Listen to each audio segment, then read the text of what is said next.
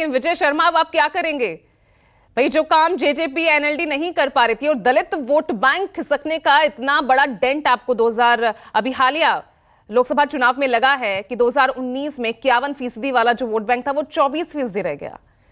तो जो काम जेजेपी एनएलडी नहीं कर पाई थी, तो कुमारी शैलजा के नाम पर वो जो दाव आपने खेला, जो शिगुफा छेड़ा, वो भी फेल साबित हुआ। अब क्या करेंगे? पूजा जी, ये झूठ नहीं है, सच है। और ये पूरा प्रदेश और ये पूरा देश जानता है। आपको पता होगी कि 2004 से 2014 तक हुड्डा की सरकार थी और सेंटर में कांग्रेस सरकार थी। दोनों जगह इनकी सरकार थी। तो आपने देखा होगा किस तरह से मिर्चपुर कांड हुआ, गोहाना कांड हुआ।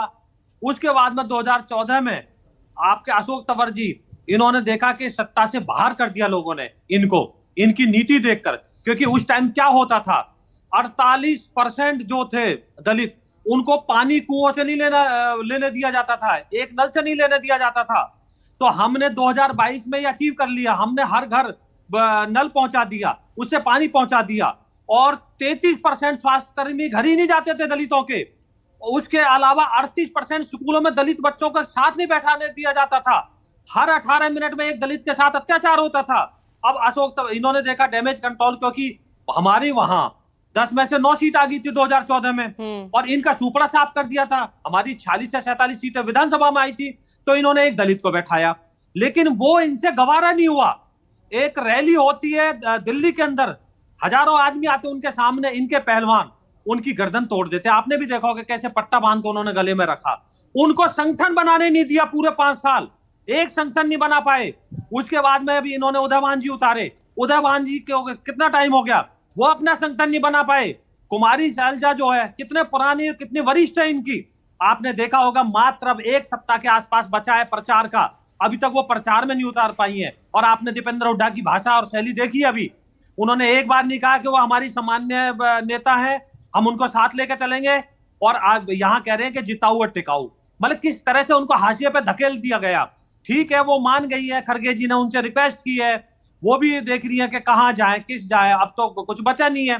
तो ये जो दलितों का अपमान है, अरे वहां तो स्थिति सुधर गई, अब आप क्या करेंगे ना, इसलिए मैंने ये सवाल पूछा। आप कहते हैं कि हम जमीन पर बेहद मजबूत है, हम हमारा संगठन बेहद मजबूत है, कांग्रेस मुक्त हमें भारत चाहिए, कांग्रेस मुक्त हमें हरियाणा चाहिए।